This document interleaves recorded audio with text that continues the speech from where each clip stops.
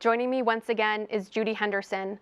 Her new memoir, When the Light Finds Us, From a Life Sentenced to a Life Transformed, tells the story of spending almost 36 years in prison for a murder she didn't commit. Judy was pardoned in 2017. In part one, we talked about the events leading up to the murder that she was framed for, and we're going to pick it up now from her trial and what transpired from then on. Judy, welcome back. Thank you. Thank you a lot, Victoria. I appreciate you having me back on so we can continue letting the audience know what happened. Yeah. Okay, so let's take it to the trial now, because did you enter the trial? You know, we talked about how you and your co-defendant had the same attorney, which is very rare, and that really wouldn't happen today. You had the trial, your trial was before his. Did you go into that thinking, I know I'm innocent, so it's just a matter of, you know, the jury finding me innocent? You must have had a lot of hope going into it, I'm thinking. Absolutely. I just knew there was no way that they could find me guilty.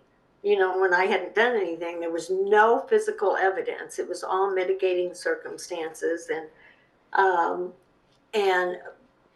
But hindsight, I look back now and I see where at every turn, it was planned, it was plotted by my co-defendant that I'd be the one to take the fall for this without even realizing that's what was happening.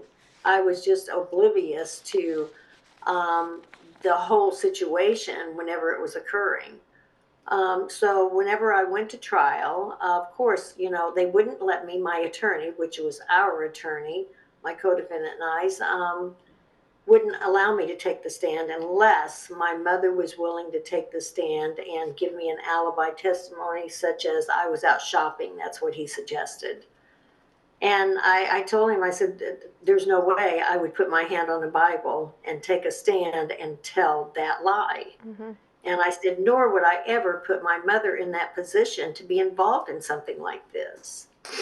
And so therefore, I could not take the stand on my behalf because it would have hurt his other client, which was my co-defendant. So I had so frustrating, Judy. I mean, it was so frustrating because he even put on evidence that was a lie, and the prosecutor was able to rebut it, and had evidence from a phone record that wasn't possible for me to be speaking to somebody at a certain time. Whenever it was a completely different day of the murder. It wasn't even the same day of the murder. And I don't even know if that's in the book. I can't remember. There was so much that it was hard writing a book. That's why it took 6 years. Oh boy. But yeah, so there was false evidence that he put on, which really made it look even worse. Yeah. And he was a career criminal, so he was versed in making things look the way he wanted them to, it sounds like. Correct, yes. And I didn't know at the time, Victoria, that he was seeing 2 other criminal attorneys on the side while he was with my attorney, which was his attorney also at the same time. And then he fired him as soon as I was convicted and hired these other 2 attorneys who got him acquitted. I mean, and he was so good that he even addressed his jury, which was all female himself. He addressed them at the end of his trial, which is very, very, very seldom does any client or any attorney ever allow a client to do that. But my co-defendant was so, whenever it came to women, he was so good at what he did, what he portrayed himself to be. It was like he had lessons, like he was an actor or something, and he could portray himself to be.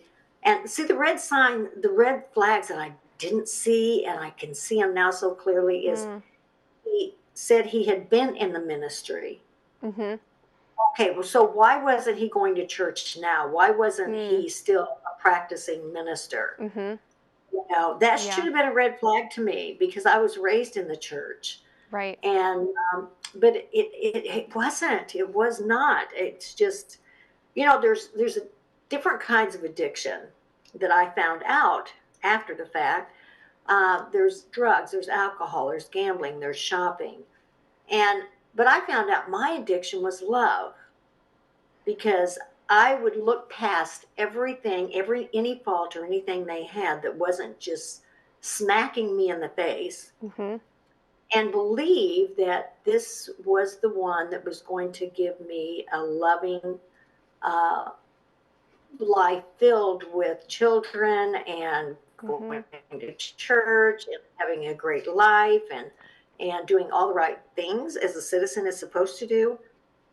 And I did not see. I was blinded to all that because of my way of thinking and being addicted to love.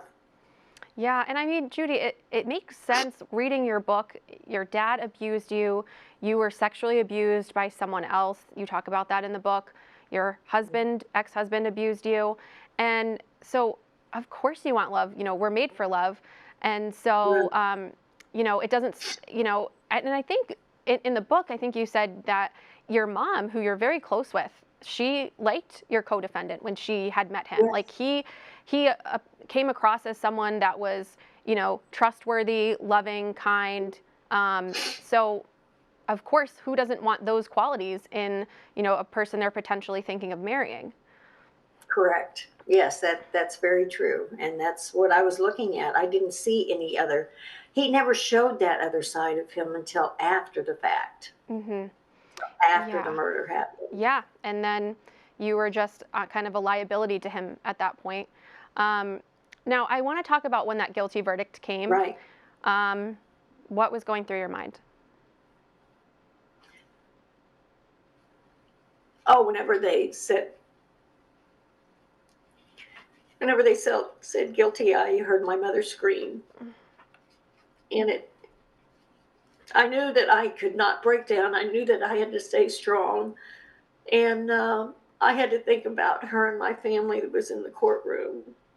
And I just had to look back and put on a smile and say, thumbs up, you know, it's okay, Mom.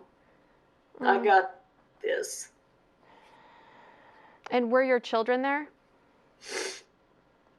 No, But you knew at that point, no, you're not going to see them for, you're not going to have a regular right, life with them now. right. It was just like all of a sudden, just everything turned dark, everything was taken away. And I didn't, I really didn't know how I could survive it, because Mm. I never really considered myself that strong. Mm-hmm. And so to even think that I could fight and fight a big system that had just convicted me was just beyond my imagination. Mm. So most of your prison sentence, you were in Missouri. You did a few years in Arizona. So, Correct. you know, how often did you get to see your daughter Angel, who was, I think, 13 at the time that you started your sentence? Right. My parents flew her out, I think, 2 or 3 times while I was in Arizona, the 4 years I was housed there. And then in Missouri, it must have been a little bit more frequent. Yes, yes, I would be able to see her at least once a week, once every 2 weeks, you know, at Mm. the, yeah, because we could have visits all the time there, but because I was in Arizona, it was so far away. Yeah, and I think it's beautiful. We'll talk about her a little bit more later, but you guys have a great relationship now. You've stayed Yes, close throughout everything. I want to yes, talk about your son because you went 11 years without seeing him. His name is Chip. He was 5, and then, you know, wasn't 6. He was 16 when he came next to visit you. And I just wanted to know how you survived that time, and, you know, did you receive photos of him throughout that, or were you kind of in the dark about how he was doing? well, Angel would try to keep me informed of how he was doing, and I would send little gifts to her to give to him. But then because he was little, he would tell his dad, you know, and then she would get in trouble, and, you know, he was not happy at all.